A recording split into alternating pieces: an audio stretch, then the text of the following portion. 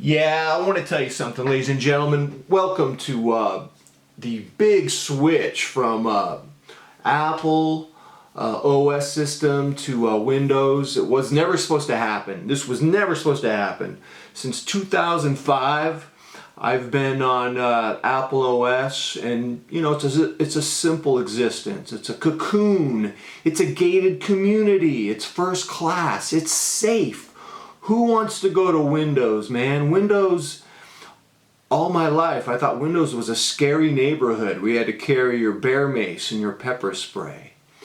And then 6 things happened to me that got me out of Apple OS and into Windows and got me into this Acer Predator Triton 500 as configured with 32 gigs of RAM, an 8th generation 6-core i7 processor, a terabyte of SSD. As configured, it's $3,000. I mean, for a watch guy like myself, this is like buying a Tudor black base steel. And how in the heck did this happen? Well, I wasn't going to get any kind of Windows computer, but 6 things happened. Number 1, my 5-year-old iMac, you know, the spinning rainbow wheel of death, that was going on. That always happens to me. I've had 3 iMacs. They always do that. They're always underpowered. You end up spending more to get the outdated, slow hardware. So that was going on. I was annoyed because no matter what printer I had, it wouldn't sync with it. I kept reinstalling drivers. And so it wasn't working with printers very well, so I was really annoyed. On the other hand, you know, it was simple to use, it was safe, I wasn't having malware or virus problems, so I was going to even get another one. But then some things happened. The sticker shock of the new iMac, it was about $2,200 for the one that I wanted to get. One of my students is a Best Buy engineer, and I was talking to him about possibly getting a MacBook Pro, and he said, the keyboard is all jacked up, it gets dust in it, and within 6 months it doesn't work. And he said, besides, man, Apple doesn't really spend their R&D innovating computers anymore. It's like most of their R&D is on phones. They want to come out with 2 phones a year. Phones is where the money is, and that kind of turned me off. Unbox therapy. Lewis unboxed a Lenovo X1 Carbon, and he was loving getting out of OS and going to Windows with that Carbon, the ThinkPad Carbon. I loved the look of that black utilitarian, all business look. I was really digging that, so I was kind of, ooh, maybe I should get a Lenovo ThinkPad, maybe a Carbon, maybe a P52S, something in the 1500 to 2K range. You get something that's loaded. And then my work 3 years ago, they gave me a Dell with 512 SSD i7 processor, and I've been using their Windows 10 Pro, and it's not that bad. It's not ruined my life. I wasn't that scared. It wasn't like I was in some scary neighborhood. You know, when I was a kid, my grandmother said, don't go to the boardwalk in Long Beach. They called it the Pike, because there's scary people there. They'll steal your money. That's how I thought Windows was, man. But I felt a lot safer since I was using it at work.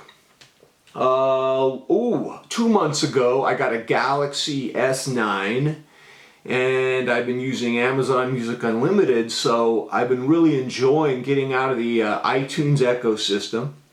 All my music, all my podcasts, I listen to Pocket Casts, and that changed me. I mean, the sound quality on that Galaxy S9 is so wonderful, especially through the earbuds. So that happened. And then Amazon, so I review stuff for Amazon. I've been doing it for 10 years.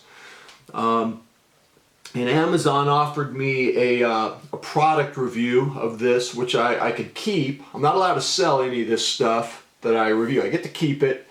I'm not forking out money. They just want honest, detailed reviews. And so they offered me the Predator, you know, the Acer Predator Triton 500. And I'm liking this, man. I'm spoiled. This has so much power, man. I don't need this much power. I do writing. I will occasionally open up a lot of tabs. I'll watch some Netflix movies, occasional video and photo editing. But let's be real. This is so overpowered for me that it's like wearing a Rolex Deep Sea Dweller to do a 10-minute chore at Target where you're buying paper towel and sardines. It's like, you know, wearing my Seiko tuna to go to Costco to buy a bunch of toiletries.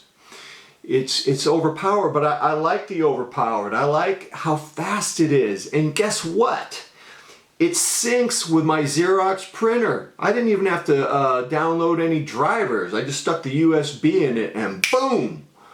You have no idea how, what word could I was enraged at the printer's inability to sync with that iMac. And my wife had the same problem with her iMac and her Canon printer, and I had other printers with that iMac. So the iMac hasn't been all paradise, let me tell you.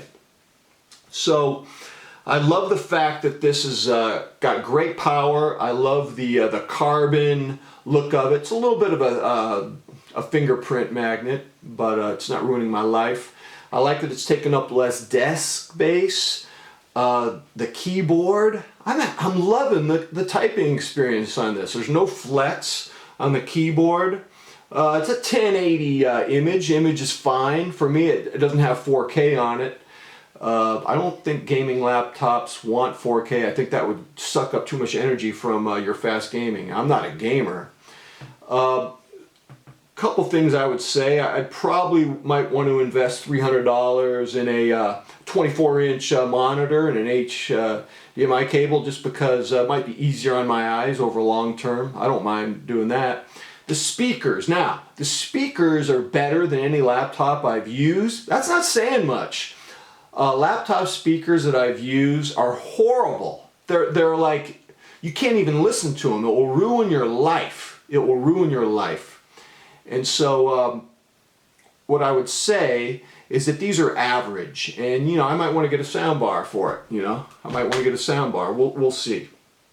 So I'm loving this, and this leads to the question: should you leave your Apple OS and should you go to Windows? Well, that's a tough question because this Triton 500 is not a $1,000 laptop. It's not $2,000. It's $3,000. And anything at that price point it better be good, and it is good. It really complicates the whole question: should you leave Apple OS to Windows? My advice would be, if you're a student, if you're a writer, if you're not a power user, probably be in your best interest to get an Apple. They'll last longer, less QC issues, they'll be more secure, and if it breaks, you're going to go to the Genius Bar and get it fixed. You know, with PCs, man, the customer service problems, you know, having your PC break is like being an astronaut and you got the cord on you and the cord cuts and you just fly into space. That's how it feels, man. I think for most people, the Apple is probably going to be a better situation, but you know, it's not paradise. It's going to be annoying when it doesn't sync with your printer very well. You're gonna have to spend more money to buy older, slower hardware, and then you're gonna have to know that Apple's really not dedicated to innovation in their computers anymore. Maybe that will change. It's probably still a safer bet. You know, my students, they bring their laptops to the class, and I see them all. And I think the Apple is probably a good bet. But if you're a power user, a gamer, there's no way that's going to happen. And so this computer has spoiled me. It's so fast. It's such a pleasure to use. It's taught me that no matter what computer I get, I don't care if it's Apple or a PC, you got to fork out the bucks. You got to spend money, man. I don't want to spend $500 on a laptop and keep it for 4 months and then get a new one. I'd rather spend more money up front and keep the computer for longer. I would say, if you can get a PC and you have a good PC repair person local, if you can get the extended warranty, I would do that, because you do want to spend more money, but you want to keep the computer longer as well. So this laptop was a surprise. I was never going to get it. It ruined me. Imagine if you would have given me a $3,000 Tudor black base steel. It would have ruined me because I wouldn't have been able to wear my other watches. And it's like, I can't go from first class back to coach now. This has totally ruined me. I'm loving this computer. It's not running hot. I'm not getting a lot of fan. The fan will go on once in a great while and I'll barely hear it, and it will be on for like 2 minutes and then it will stop. But of course I'm not gaming. I'm sure if you press a turbo button here and you start gaming, you're going to be in heat. You're going to be in heat world. But so remember, there is no absolute answer. You got to do what's best for you. This was a curveball. This was a surprise getting this. And so I'm completely ruined, ladies and gentlemen. Tell me what you think. And until next time, I'm out.